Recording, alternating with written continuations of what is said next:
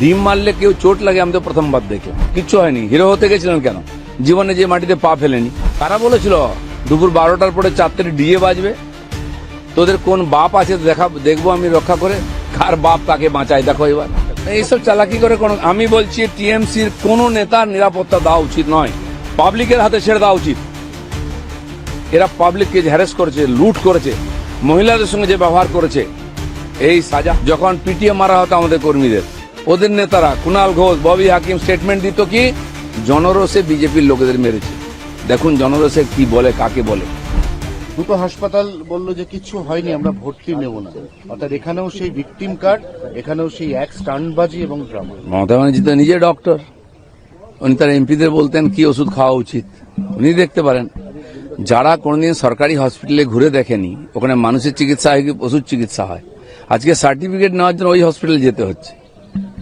পুলিশকে দোষ দেওয়া হচ্ছে। আজকে পুলিশ যদি নগদাধীন হয়ে যায়, নিকম্মা হয়ে যায়, তার জন্য দায়ী কে? আমরা তো 15 বছর পুলিশের বিরুদ্ধে লড়ছি আর এই কমপ্লেন করেছি। আজকে পুলিশ খারাপ হয়ে গেল, আজকে ডাক্তার খারাপ হয়ে গেল, হসপিটাল খারাপ হয়ে গেল, যখন সময় খারাপ হয়েছে। আজকে এইসব নাটক দেখতে হচ্ছে আমাদের। কিচ্ছু হয়নি, হিরো হতে গেছিলেন কেন? জীবনে যে মাটিতে পা ফেলেনি, হাওয়াতে নেতাগিরি করে বড় হয়েছেন। 22টা গাড়ির কনভয়, 100টা পুলিশ, এ তো আমরা ছোটবেলা থেকে দেখে এসেছি। কিসের জন্য, কিসের অধিকারী পেতেন? যখন আমার গাড়ি ভাঙতো, আমাদের কর্মীরা সুসাইড করত, যখন পিটিয়ে মারা হতো আমাদের কর্মীদের, ওদের নেতারা কুণাল ঘোষ, ববি হাকিম স্টেটমেন্ট দিত কি জনরোষে বিজেপির লোকেদের মেরেছে। দেখুন জনরোষে কি বলে, কাকে বলে। আর যখন সুইসাইড করতো আমাদের কর্মীরা, বলছে বিজেপির লোকেরা হতাশায় সুইসাইড করছে। তোমার কাউন্সিলর সুইসাইড কেন করলো? কেন বাড়ি ছেড়ে পালিয়ে যাচ্ছ? পাবলিক রাস্তায় কেন পেটাচ্ছে?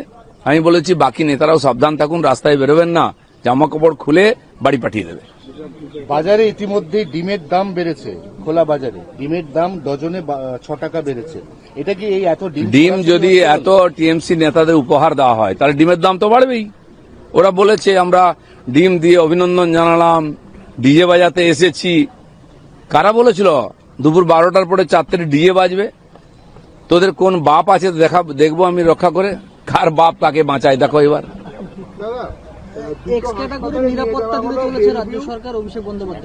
রাজ্য সরকার তো আগেও দিয়েছিল, রাজ্য সরকার তো দিয়েছে।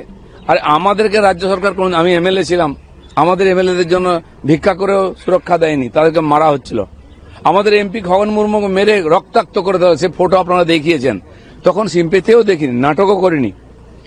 তো একটা এমপির সুরক্ষা নেই, এখন বলছে উনি এমপি। আচ্ছা, বিজেপির এমপি হলে এমপি নয়, টিএমসির এমপি হলে এমপি। আমাদের বাধ্য হয়ে কেন্দ্র সরকার আমাদের এমএলএদের সুরক্ষা দিয়েছিল সিআইএসএফ এর। বিধানসভার মধ্যে সিআইএসএফ কে ঢুকতে দেওয়া হতো না। 100-150 সুরক্ষা কর্মী তারা বাইরে রৌদ্রে দাঁড়িয়ে থাকতেন। সেদিন তো আমরা দেখেছি। আমি তো একটা কথাই বলবো, দেখ কেমন লাগে, এছাড়া কি বলা আছে? অনেকে বলছে অভিষেকের তো নিরাপত্তায় কাটছাট করা হয়েছিল, এই ব্যাপারটা করে ও নিজের নিরাপত্তাটা বাড়ানোর একটা চেষ্টা করে। এইসব চালাকি করে কোন, আমি বলছি টিএমসির কোন নেতার নিরাপত্তা দেওয়া উচিত নয়, পাবলিকের হাতে ছেড়ে দেওয়া উচিত। এরা পাবলিককে হ্যারেস করেছে, লুট করেছে, মহিলাদের সঙ্গে যে ব্যবহার করেছে, এই শাহজাহানের মতো আর যারা যারা আছে নামি সব নেতা, পাবলিকের হাতে ছেড়ে দাও। আর দেখুক পাবলিকের মার দুনিয়ার বার কিরকম হয়। আমাদেরকে এই গুন্ডারা, এই সমাজ বিরোধীরা দিনের পর দিন আমাদের সাধারণ কর্মী থেকে নেতা কাকে মারেনি?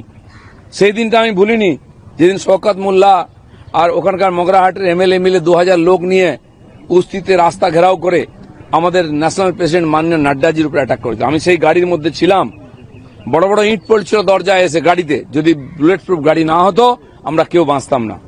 তখন মমতা ব্যানার্জি কোনো স্টেটমেন্ট দেখিনি, তখন ভাইপোকে দেখিনি বলতে যে এটা ঠিক হয়নি।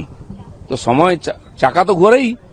দেখুন রাজনীতিটা বিরোধী পক্ষে থাকলে কেমন মিষ্টি লাগে, টক লাগে, সেটা একটু বোঝার চেষ্টা করুন।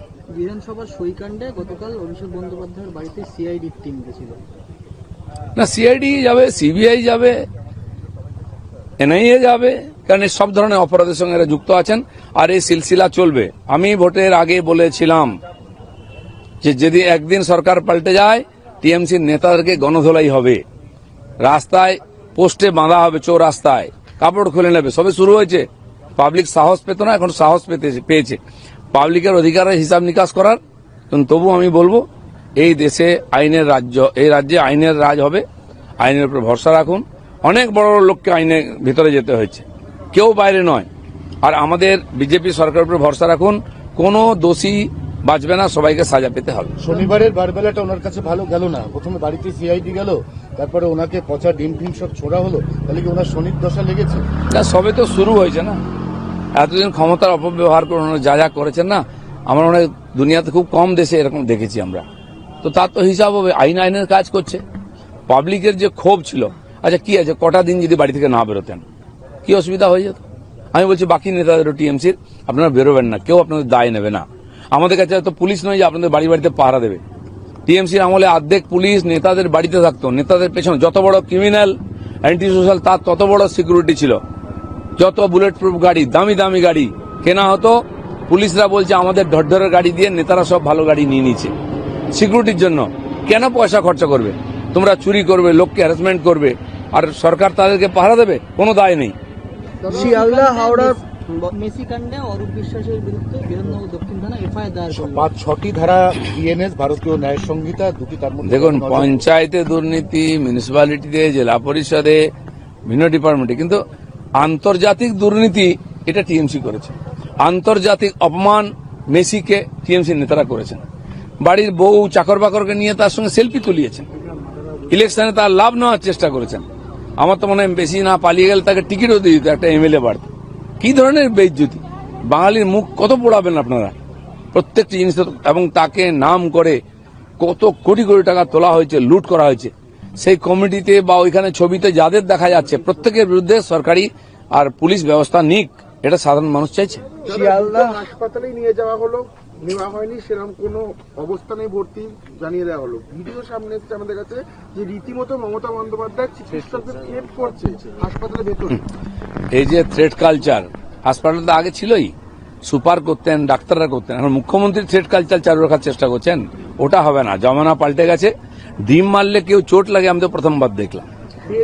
মমতা বন্দ্যোপাধ্যায় বেরিয়ে অভিযোগ করছেন যে প্রশাসনের তরফ থেকে, পুলিশের তরফ থেকে হাসপাতালকে চাপ বিজেপি দেওয়া চাপ হচ্ছে, দিয়েছে বলে বেলভিউ ভর্তি দেয়নি। বিজেপি ভয় দেখাচ্ছে। এটা মমতা না বন্দ্যোপাধ্যায় না, কেন ভর্তি নেবে? একটা অসুস্থ মানুষের জন্য বেড আছে। একটা সুস্থ মানুষ গিয়ে একটা বেড দখল করে থাকবে? আমি দেখলাম অ্যাপ্রন পরে গাড়িতে উঠছেন, ঘুরে বেড়াচ্ছেন। হসপিটালটা কি ট্যুরিজম নাকি, ঘুরতে যাওয়ার জায়গা? ডাক্তারকে চমকে চমকে হসপিটাল নেবেন? আরে এদেরই যে ক্লাব আছে, ডায়মন্ড হারবার স্পোর্টিং ক্লাব, এই সেন্ট্রাল পার্কের পেছনে একটা জায়গা, একটা মাঠ পুরো দখল করে কয়েক বছর। তাকে চ্যাম্পিয়ন করতে হবে, তাকে এ ডিভিশনে তুলতে হবে, ফার্স্ট ডিভিশনে। তার জন্য রেফারিকে চমকানো হতো, তার জন্য কর্মকর্তাদের চমকানো হতো। আমাকে বলেছিল কেন তদন্ত করুন, আমি চ্যালেঞ্জ করছি। এই থ্রেট কালচার ভুলে যান। মানুষ ঘুরে দাঁড়িয়েছে, রাস্তায় না বেরোনোই আপনাদের পক্ষে সবচেয়ে ভালো। দাদা অ্যাপ্রনটা কি চুরি হয়ে গেল তাহলে? ত্রিপল চুরি হতে পারে, এটা অ্যাপ্রন চুরি হবে না? দাদা, শিয়ালদা হাওড়ার পর গতকাল মধ্যরাতে দমদম স্টেশনের বাইরে এবং প্ল্যাটফর্মের সমস্ত হকার উচ্ছেদ করে দেওয়া হয়েছে বেআইনি দখলদারদের। তবে যারা ব্যবসায়ীরা তারা বলছেন 20 বছর ধরে সংসার চালাতাম, এখন কি করবে? না, প্রথম কথা তো যে যেখানে ইচ্ছা বসে গেছে, এ অধিকার কেউ দেয়নি। সরকার ভাবছে, কিন্তু আগে স্টেশনটা যারা যাত্রী আছেন, প্যাসেঞ্জার, তাদের জন্য প্ল্যাটফর্ম। কোথাও প্ল্যাটফর্ম বসা দাঁড়াবার জায়গা নেই। আপনি যদি একটু লেট হয়, ট্রেন ঢুকছে, ছুটে এসে তখন 10 জনকে ধাক্কা মারতে, দোকান ডিঙিয়ে যেতে হবে কেন? কে অধিকার দিয়েছে? কোন নেতা টাকা নিয়ে বসে, তার দায় আমরা নেব? সারা ভারতবর্ষে সব জায়গায় এখন হঠাৎ এই হকারদের প্রতি সিম্প্যাথি জেগে উঠেছে লোকের। কেন ভাই? অনেক জায়গায় হকার কর্নার্স হয়েছে। সরকারও ভাবছে অন্য জায়গায় জায়গার ব্যবস্থা করবে, সেখানে বসবে। তার কিছু নেই, নিজের বাড়ি আছে, সরকারি জায়গা দখল করে বসে আছে। নিজের একটা দোকান আছে, ফুটপাতে একটা বা স্টেশনে দোকান করে বসেছে। এগুলো তো মেনে নেওয়া যায় না। সরকারি জায়গা কি ব্যবসা করার জন্য, কামানোর জন্য আছে নাকি?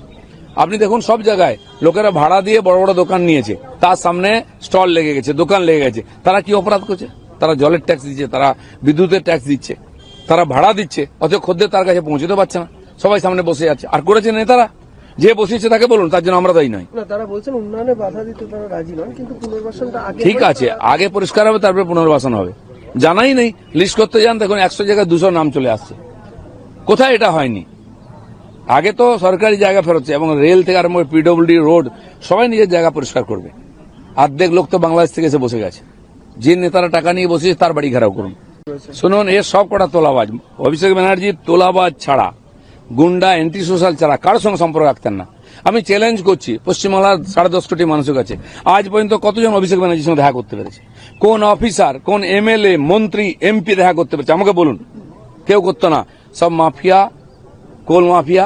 22টা করে গাড়ি আসতো রানীগঞ্জ থেকে কনভয়ে, কয়লার টাকা নিয়ে আসতো গাড়িতে। আমরা কমপ্লেন করেছি, পুলিশ তাকাতো না, উল্টো দিকে তাকাতো। তার জন্য রাস্তায় পুলিশ গার্ড থাকতো যে কেউ ডিস্টার্ব না করতে পারে। চ্যালেঞ্জ করছি দিনের পর দিন, সব তথ্য পাওয়া যায় ইনকোয়ারি হলে। এসব আমরা দেখে এসেছি। অতএব ঠিক আছে, এ তো গরু মেরে জুতো দান হলো, এখানে অল্পের উপর দিয়ে যাচ্ছে। সাবধান হয়ে যান, কোথাও যাওয়ার দরকার নেই। 15 বছর অনেক কষ্ট করেছেন, আমরা কাজ করছি। দেখুন বাড়িতে, টিভিতে দেখুন কিরকম কাজ হচ্ছে।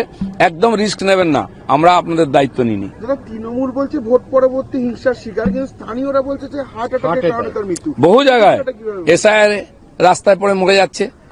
বউর সঙ্গে ঝগড়া করে ফাঁসি খেলো, সে নাকি এসআইআর মারা গেছে। ওই সময় যে জিএসটি হলো বা ডিমনিটাইজেশনে কেউ মারা গেল হার্ট অ্যাটাক করে, কোন হসপিটালে চিকিৎসা ব্যবস্থা নেই, লোক মরে যাচ্ছে, বলছে জিএসটি লাইনে মারা গেছে। এখন এসআইআর মারা যাচ্ছে। এখন পাবলিকের পেঁদানি ভয় সুসাইড করছে, বলছে আর ইয়ে হচ্ছে। যে লোকটা অ্যান্টি সোশ্যাল, পাবলিক জানে, যার নামে কেস আছে, তার প্রতি কোনো সমবেদনা নেই। সে গলায় দড়ি দিল, কি বিষ খেলো, কি হার্ট অ্যাটাক করলো, এ তো প্রায়শ্চিত্ত হচ্ছে মাত্র। এইরকম ডজন ডজন লোক আছে, কতজনের বাড়ি যাবেন আর কতবার ডিম খাবেন, এটাও ঠিক করুন।